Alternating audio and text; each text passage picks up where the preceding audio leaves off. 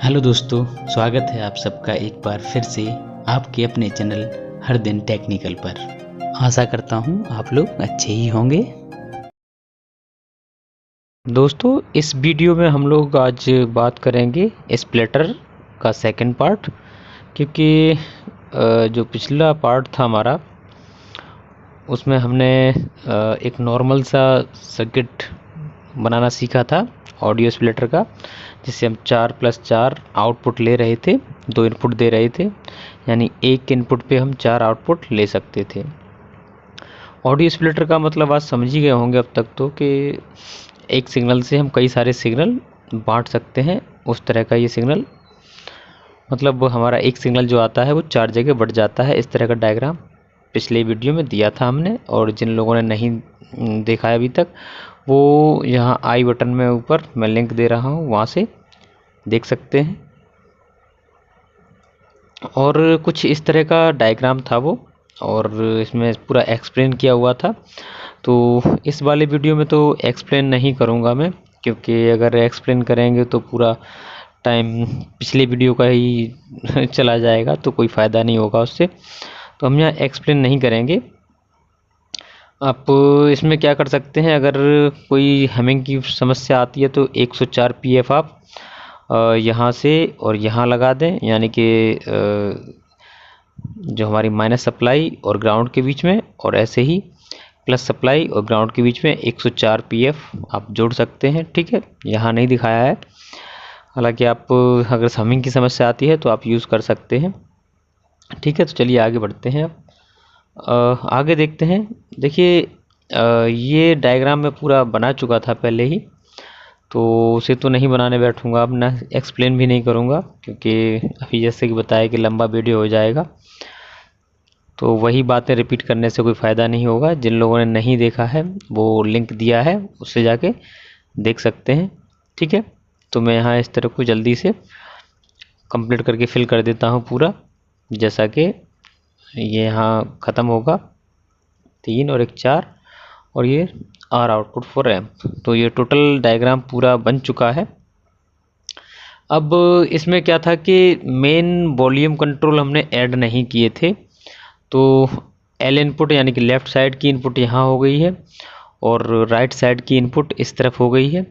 अब क्या होता है कि मान लीजिए हमने यहाँ 4 एम्पलीफायर कनेक्ट कर रखे हैं आउटपुट से, और इस तरफ भी 4 कर रखे हैं कनेक्ट, तो उनकी आवाज़ को कम ज़्यादा करने के लिए हमें वॉल्यूम कंट्रोल की ज़रूरत पड़ेगी। मान लीजिए हम मास्टर को हर बार ना छिड़ के एक से ही कंट्रोल करेंगे, तो सारे के वॉल्यूम हमारा एक साथ कम हो जाएगा, एक साथ ज़्यादा हो जाएगा, ऐसे ही इस तरफ भी हो जाएगा। तो उसके लिए हमें यहाँ एक टोन कंट्रोल ऐड करना पड़ेगा।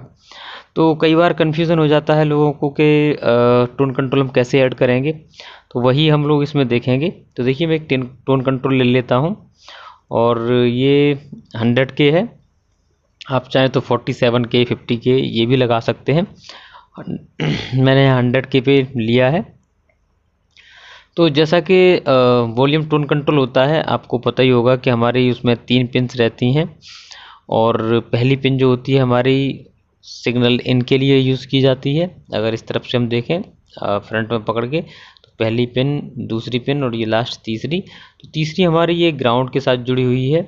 ठीक है, जैसा कि ये ग्रीन वाला जो कलर है वो हमारा पूरा ग्राउंड है, तो ये लास्ट वाली पिन ग्राउंड से, बीच वाली जो है वो रेफरेंस है, यानी कि सिग्नल जो हमें मिलता है वो रेफरेंस होके यहाँ इस बीच वाली पिन, मिडिल पिन पे मिलता है हमें, और आगे फिर भेज दिया जाता है सिग्नल को। ठीक है, फर्स्ट पिन जो होती है वो हमारी इनपुट होती है। तो जो भी सिग्नल हमें कहीं से मिल रहा होता है, मोबाइल से, ब्लूटूथ कार्ड से, ठीक है, या फिर कोई और सोर्स जो भी है, तो वो हमें यहाँ देना होता है फर्स्ट पिन पे। अब ये इस तरह से आप समझ गए होंगे कि टोन कंट्रोल किस तरह से यहाँ ऐड किया जाता है। तो ये यहाँ ऐड हो गया है। सिग्नल जो भी आएगा वो फर्स्ट पिन से होते हुए रेफरेंस होकर तब आगे जाएगा। अब इस वॉल्यूम टोन कंट्रोल को आप एडजस्ट करेंगे तो इन चारों का वॉल्यूम कम ज़्यादा हो जाएगा। ऐसे ही हम राइट साइड का भी कर लेते हैं। तो देखिए, ये तीसरी वाली पिन जो है वो हमने ग्राउंड से कर रखी है, और यहाँ भी 100 के है जैसे कि बताया था उस तरफ भी, तो आप यूज़ कर सकते हैं 47 के, 50 के, और 100 के भी यूज़ कर सकते हैं, यानी कि 47, 50, 100 के इनमें से कोई सा भी यूज़ कर लें। और इसके साथ ही आगे सिग्नल भी देख लेते हैं हम यहाँ। तो देखिए सिग्नल यहाँ से सीधे होते हुए हमारा इनपुट वाला इस तरफ दिया जाएगा पहली पिन पे। तो ये देखिए वॉल्यूम कंट्रोल हो गए। अब इसमें अगर हम चाहें कि 6 पिन वाला वॉल्यूम कंट्रोल एक आता है जिसमें 3 पिनें ऐसी होती हैं और उसके जस्ट पीछे 3 और होती हैं, तो वो टोन कंट्रोल हम यहाँ यूज़ नहीं कर सकते, क्योंकि अगर हम उसमें से एक तरफ के चैनल की आवाज़ कम करना चाहेंगे तो दोनों तरफ की कम हो जाएगी। तो उस तरह का टोन कंट्रोल आप यूज़ ना करें, सिर्फ 3 पिन वाला ही यूज़ करें। अब देखिए ये तो हो गया हमारा वॉल्यूम कंट्रोल। कई बार क्या होता है कि हमें कोई सिग्नल मिलता है तो कई बार सॉन्ग्स में आवाज़ कम होती है, या फिर कहीं से हम लाइव प्रोग्राम चला रहे हैं, माइक की आवाज़ कम आ रही है, तो हमें कुछ गेन की ज़रूरत पड़ती है। तो यहाँ तो क्या फिक्स गेन कर दिया, यहाँ पे आप देख रहे हैं 100K की रेजिस्टेंस से। तो यहाँ भी एक हमें गेन कंट्रोल लगाना पड़ता है जिससे कि हम गेन एडजस्ट कर सकें। अब गेन एडजस्ट की ज़रूरत आपको तभी पड़ेगी जब पीछे से हमें पूरा वॉल्यूम ओपन करने के बाद भी, यानी कि पूरा वॉल्यूम हम खोल देंगे उसके बाद भी उतना सिग्नल हमें नहीं मिल रहा है कि प्रॉपर साउंड आ सके, तो उस टाइम पे गेन का यूज़ किया जाता है। लेकिन यहाँ फिक्स गेन है तो जो भी होगा उसमें आप कम ज़्यादा नहीं कर सकते, आपको उस टाइम पे मेन वॉल्यूम से ही काम चलाना पड़ेगा। और अगर यहाँ फिर भी सिग्नल कम है तो आप कुछ नहीं कर सकते, क्योंकि ये फिक्स गेन है। तो चलिए इसे वेरिएबल बनाते हैं, एक वॉल्यूम कंट्रोल और यहाँ यूज़ करते हैं और देखते हैं फिर आगे। तो अब देखिए यहाँ 100K के जो रेजिस्टेंस थी उसकी जगह हम टोन कंट्रोल यूज़ करेंगे। देखिए दोबारा देख लीजिए, ये रेजिस्टेंस और ये रेजिस्टेंस यहाँ से गायब होती हुई दिखेंगी आपको, दोनों गायब हो गई, क्योंकि हमारी आउटपुट और इनपुट के बीच में जो होता है फीडबैक, उसके ही जगह पे टोन कंट्रोल यूज़ किया जाता है। तो चलिए पहले हम इस साइड में यूज़ कर लेते हैं। देखिए ये टोन कंट्रोल हो गया, और इसमें थोड़ा सा तरीका अलग है, इस तरीके से यूज़ नहीं कर सकते हम, यहाँ गेन वाले का थोड़ा सा अलग है, तो देख लेते हैं कैसे है। देखिए हमारी जो इनपुट वाली पिन है रेजिस्टेंस के जस्ट बाद इस तरह से पहली पिन पे कनेक्ट हो जाएगी, और ये वाली जो 2 और 3 नंबर की पिन है ये आपस में शॉर्ट की जाएंगी। ठीक है, तो ये यहाँ शॉर्ट हो गई, और उसके बाद से फिर ये हमारा आउटपुट के साथ कनेक्ट हो जाएगा। अब ये देखिए वेरिएबल गेन हो गया आपका एक साइड का, कि आप यहाँ से भी कंट्रोल कर सकते हैं, और इसे जितना ज़रूरी हो 0 पे रखें, कम से कम खोल के रखें, मतलब इसे कम ही रखें, जहाँ तक हो आप वॉल्यूम से ही काम चलाएं, इसे ना यूज़ करें। क्योंकि ये मान लीजिए अगर आप इसे खोल के रखते हैं तो उससे प्रॉब्लम ये होगी कि कभी किसी सॉन्ग में आवाज़ ज़्यादा आ गई तो फिर क्लिप की भी समस्या आ सकती है। तो उस समस्या से बचने के लिए आप इसे क्या करें, 0 पे रखें या बहुत ही कम खोल के रखें। जब यहाँ से बात नहीं बनती है उसके बाद से आप इसे थोड़ा सा बढ़ा सकते हैं। ठीक है, तो यहाँ दूसरी तरफ भी देख लेते हैं हम, सेम वैसा ही। तो इसमें लास्ट की 2 पिनें शॉर्ट हो जाएंगी, तो यहाँ देखिए शॉर्टिंग डाल दी है, क्योंकि डॉट्स का जो निशान आपको दिखता है यहाँ पे, ये यहाँ पे जो लाइन है वो जुड़ी हुई है एक से दूसरी। ठीक है, ऐसे यहाँ डॉट फिर डॉट, तो इस तरह से बने हुए हैं ये। तो ये यानी कि दोनों पिनें शॉर्ट हैं और उसके साथ ही आउटपुट से कनेक्ट है। नीचे वाली पिन जो है वो सीधे डायरेक्ट हमारी इनपुट से कनेक्ट हो जाएगी। तो इस तरह से देख लीजिए, तो ये कनेक्ट हो गई। अब यहाँ हमारा ये 100K का हो गया। इससे ऊपर का टोन कंट्रोल ना लगाएं तो ज़्यादा ठीक है, क्योंकि इससे ही आपका जो गेन है वो लगभग 9-10 गुना हो जाता है। जो इनपुट सिग्नल मिलेगा उससे 9-10 गुना ज़्यादा बढ़ा सकते हैं आप गेन इस टोन कंट्रोल से। तो ये 100K ही रखें आप। ठीक है, अब इसके साथ ही समस्या ये होती है कि मान लीजिए कई बार हम एक पूरा एम्पलीफायर का रैक लगाते हैं, इसमें 7-8 एम्पलीफायर हैं।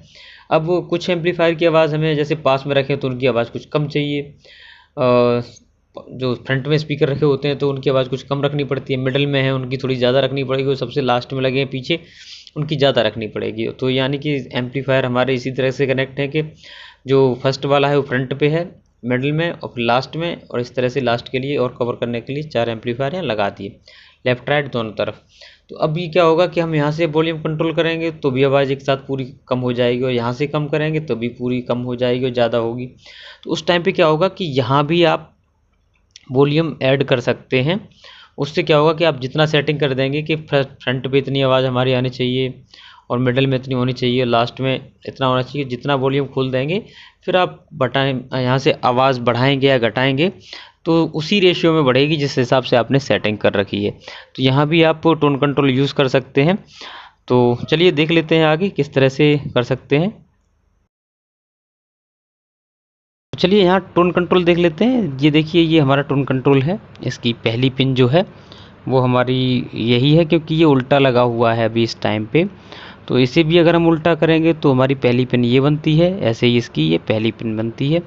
क्योंकि ये हमारा जो आउटपुट सिग्नल होता है तो जब किसी एम्पलीफायर में देते हैं तो वो इनपुट बनता है, यानी किसी टोन कंट्रोल पे जब ये सिग्नल जाएगा तो उसकी फर्स्ट पिन पे ही जाएगा। यहाँ से भले ही आउटपुट है लेकिन टोन कंट्रोल के लिए वो इनपुट होता है। ऐसे ही अगर हम किसी और का आउटपुट लेंगे तो यहाँ इनपुट पे एंटर करेगा वो, और मिडिल पिन से हमें रेफरेंस जाता है एम्पलीफायर के लिए। लास्ट वाली पिन जो है इस हिसाब से तीसरी पिन वो ग्राउंड हो जाती है।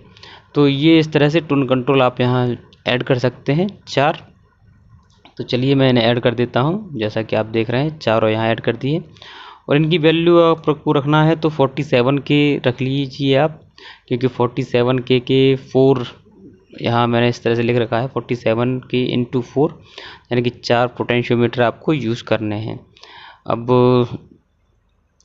राइट साइड में भी ऐसी सेम लगा देते हैं और इनका भी लिख देते हैं 47 के इंटू 4। तो इस तरह से आपके 4 टोन कंट्रोल यहाँ ऐड हो जाते हैं। बीच वाली पिन जो है वो वॉल्यूम से जो आउट जाता है हमारा एम्पलीफायर के लिए वो वाली पिन रहेगी, और तीसरी पिन जो रहेगी वो हमारी ग्राउंड के साथ कनेक्ट होती है। ठीक है, तो ग्राउंड आप यहाँ से ये यूज़ कर सकते हैं, क्योंकि इनपुट अब जब आप देंगे तो ये सिग्नल का हो जाएगा हमारा और ये ग्राउंड हो जाएगा। ऐसे ही इस तरफ भी देखें तो यहाँ सिग्नल और यहाँ ग्राउंड, तो आउटपुट का भी आप यहीं से ले सकते हैं ग्राउंड देने के लिए। इनको जो लास्ट वाली पिन है ये यहाँ से लेके आप सीधे ग्राउंड वाले से जोड़ सकते हैं, यहाँ से वायर ले जाके यहाँ।